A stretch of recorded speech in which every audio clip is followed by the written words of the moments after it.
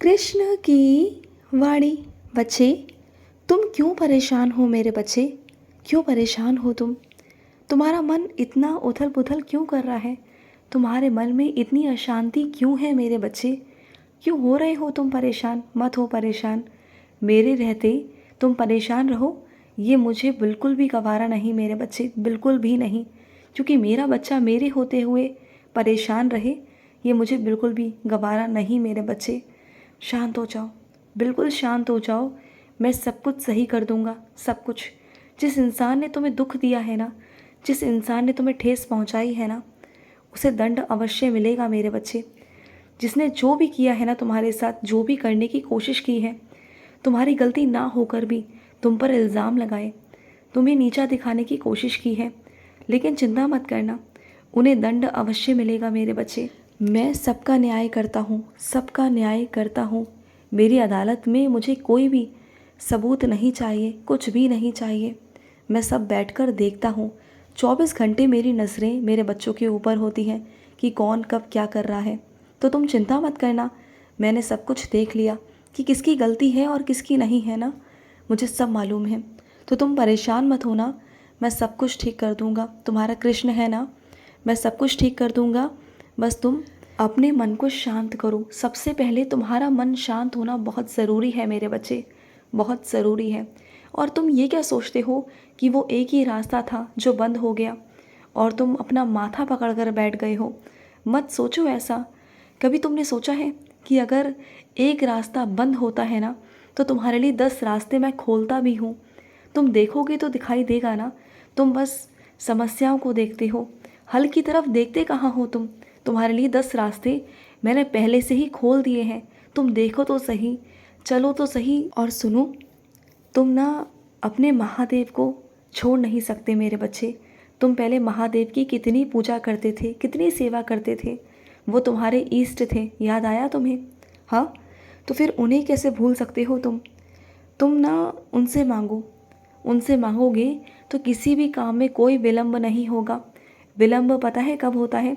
जब तुम दुनियादारी में मिल जाते हो ना, इस मतलब की दुनिया में, और उन्हें भूल जाते हो, उनसे कहना भूल जाते हो, तो वो भी तुम्हें भूल जाते हैं। जब तुम उन्हें याद करोगे ना, तो वो भी तुम्हें याद करेंगे। उनकी असीम कृपा थी तुम पर, असीम कृपा, जिसकी वजह से तुमने बहुत तरक्की भी प्राप्त की थी। याद करो वो दिन कि जब सब कुछ तुम्हारे पास था, लेकिन अब जो टूटा है ना, जो बिखरा है ना, वो इस वजह से कि तुमने उनकी पूजा आराधना बंद कर दी। अरे वही तो रचयिता है, इस पूरी दुनिया के मालिक हैं। इस पूरी दुनिया को उन्होंने ही रचा है, और उन्होंने जो भी कुछ रचना की है ना, किसी की बुराई के लिए नहीं की, कोई लड़ाई झगड़े के लिए नहीं की।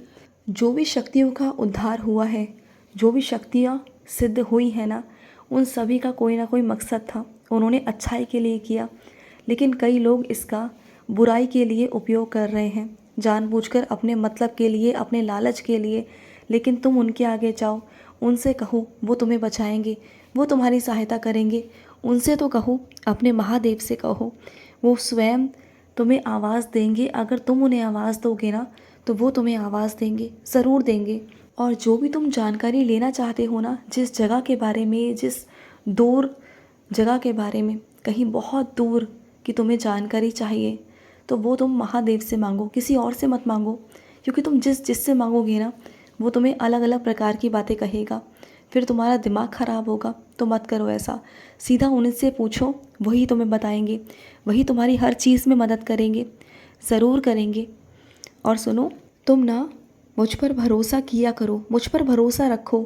मैं जो जो शब्द कहता हूँ ना, मेरे शब्दों को समझा करो, मुझ पर भरोसा किया करो, अपने कृष्ण पर। और ना तुम ज़्यादा चिंता मत किया करो, बस तुम मेरा चिंतन करो। ज़्यादा चिंता करोगे तो परेशान हो जाओगे।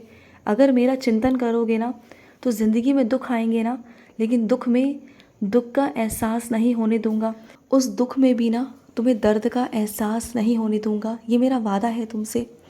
चाहे कुछ भी हो जाए, चाहे तुम्हारे कैसे भी कर्म तुम्हारे आड़े क्यों ना आए, लेकिन तुम्हें दुख में दर्द का एहसास नहीं होगा। वो दर्द ऐसे निकल जाएगा कि जैसे कुछ था ही नहीं, बस तुम्हें छू कर निकल जाएगा। वो आंधी जो तुम्हारी ज़िंदगी में आएगी ना, जो आने वाली है मेरे बच्चे, वो छू कर निकल जाएगी। बस उसका एक ही समाधान है कि तुम मेरा नाम जाप करो, जितना हो सकता है मेरी भागवत गीता पढ़ो।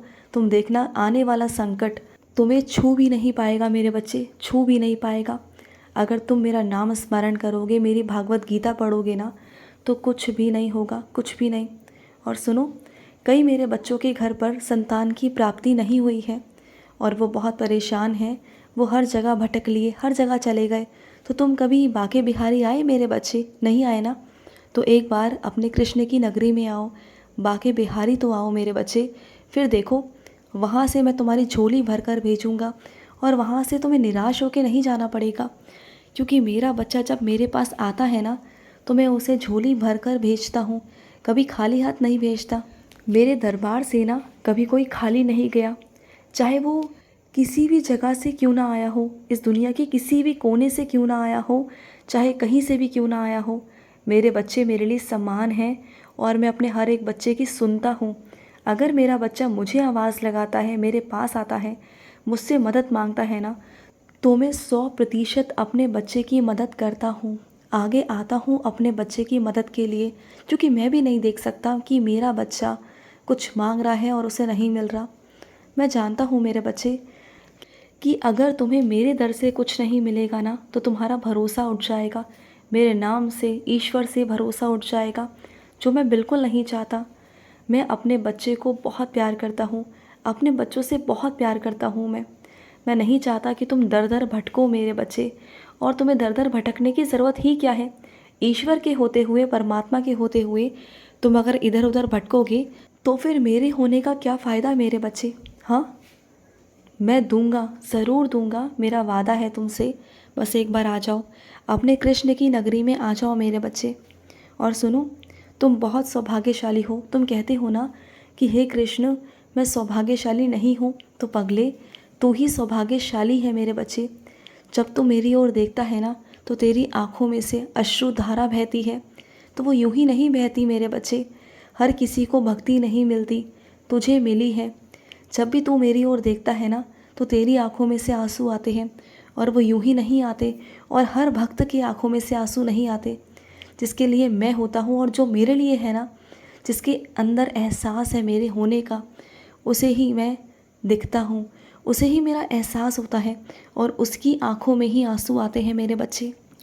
और मैं तेरी सेवा का क्या कहूँ मेरे बच्चे, क्या कहूँ? मैं तो निःशब्द हूँ मेरे बच्चे, क्योंकि तुम जिस तरीके से मेरी सेवा करते हो ना, जिस तरीके से मुझसे प्यार करते हो ना, वो हर कोई नहीं करता। ऐसे कहने को तो मेरे हज़ारों करोड़ों बच्चे हैं, अरबों बच्चे हैं जो मेरी हर रोज़ सेवा करते हैं।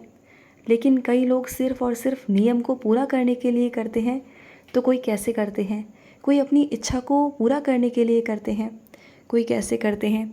लेकिन तुम मेरे पास आते हो मेरे लिए, सिर्फ़ और सिर्फ मेरे लिए, क्योंकि तुम्हारा मुझसे प्यार अलग ही है। तुम मांगते हो मुझसे, हक से मांगते हो, लेकिन तुम हमेशा मांगने नहीं आते। तुम हमेशा मेरे लिए आते हो, मेरा एहसास करने आते हो, मुझे पूछने आते हो। पर दुनिया ना मुझे पूछने नहीं आती, मुझसे मांगने आती है, अपना अच्छा करवाने आती है।